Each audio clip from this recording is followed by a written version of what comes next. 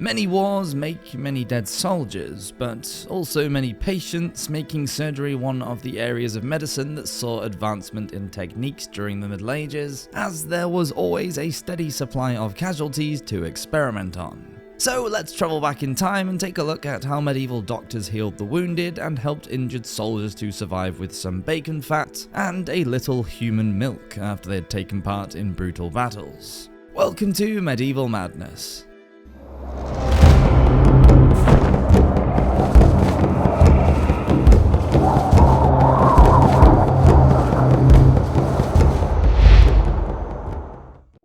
Medical practitioners were everywhere in the Middle Ages, from monks to blacksmiths who often pulled teeth for any afflicted villagers. Professionals included barber surgeons who belonged to guilds, university-educated physicians, and surgeons, a much larger group who had trained through an apprenticeship.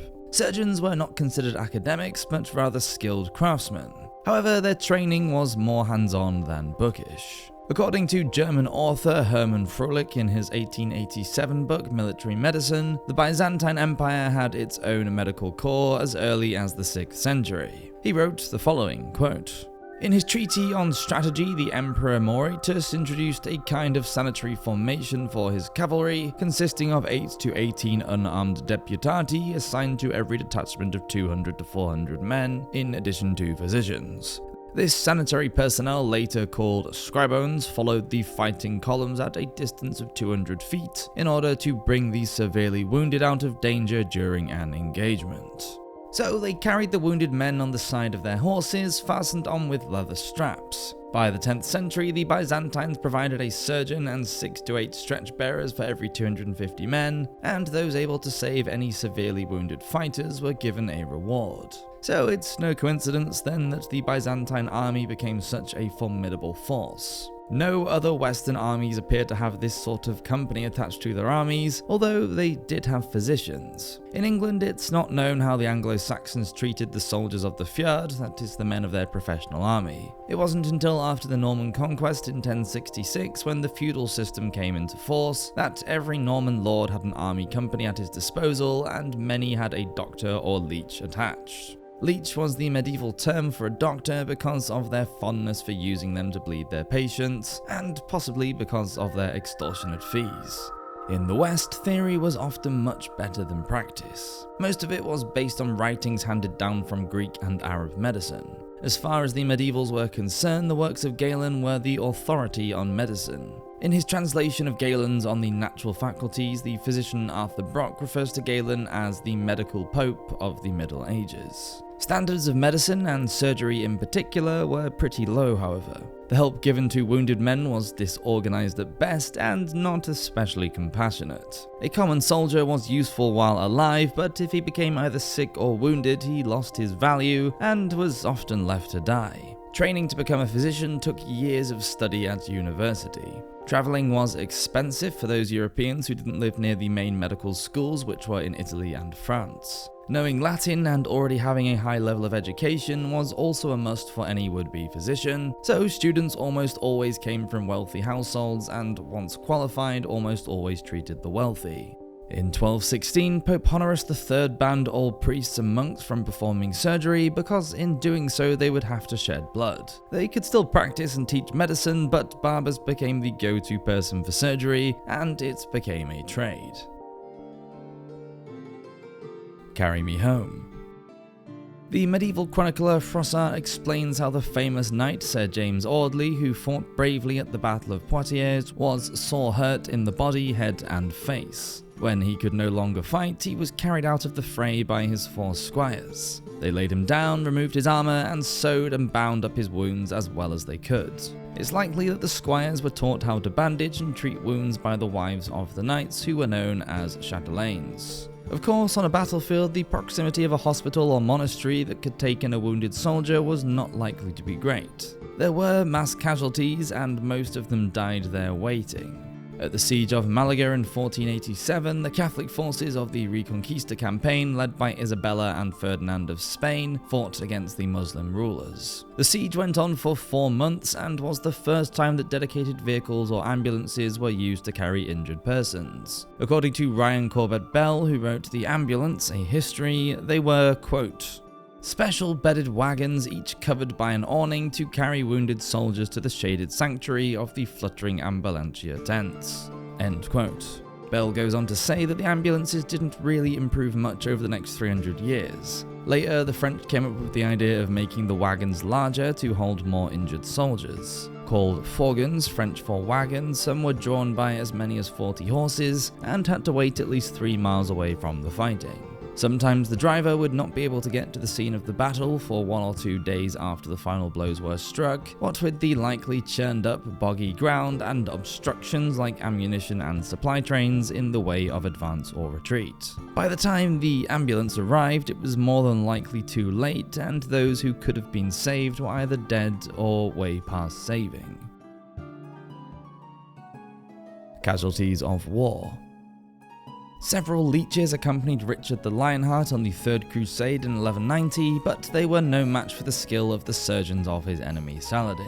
During the Crusades, Fielding Hudson Garrison writes in his notes on the history of military medicine that, quote, "The wounds incurred by the fighters were either smashing blows on the skull from swords or battle axes, incised wounds from slashing, or punctured wounds by spear or arrow, with great danger from external clotting and internal hemorrhage.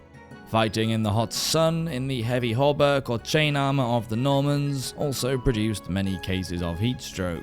The characteristic long triangular shield of the Crusaders was sometimes employed as a litter to bear the wounded to safe places." End quote. Medieval weapons could deal horrific injuries. Longbow archers would fire arrows, usually made from yew, that were up to 6 foot 4 inches long and could cut through 3 men at a time, or even plow through a horse and kill a man on the other side. According to Garrison, quote, "Punctured wounds from spears and arrows occasioned but little bleeding, whence fatalities from internal hemorrhage were common. This was the rationale of cupping, leeching, and wound-sucking in such cases, and wound-sucking was also associated with the idea of poisoning of wounds by weapons. If the brain, chest, or abdomen were deeply pierced by a spear or arrow, the embedded weapon could not be withdrawn without great laceration of friable tissue.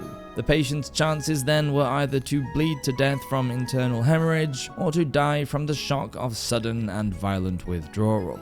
End quote.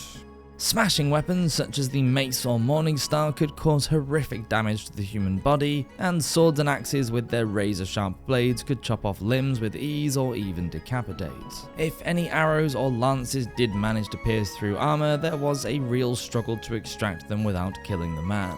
Escaping the spear or lance of a cavalry soldier was fine until the horse ran you down and kicked you or trampled you to death. During sieges, soldiers were often crushed with rocks or scalded with boiling water thrown from city walls or castle battlements.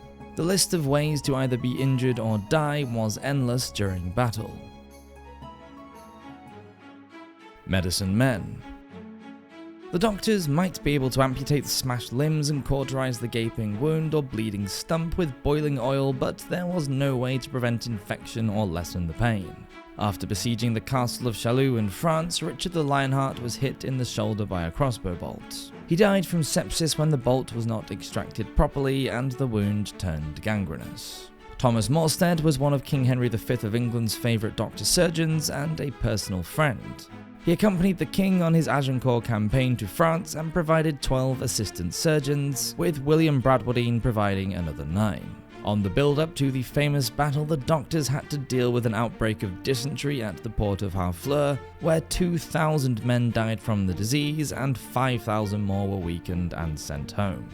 All the surgeons survived the battle and the campaign, returning home to benefit from royal favours.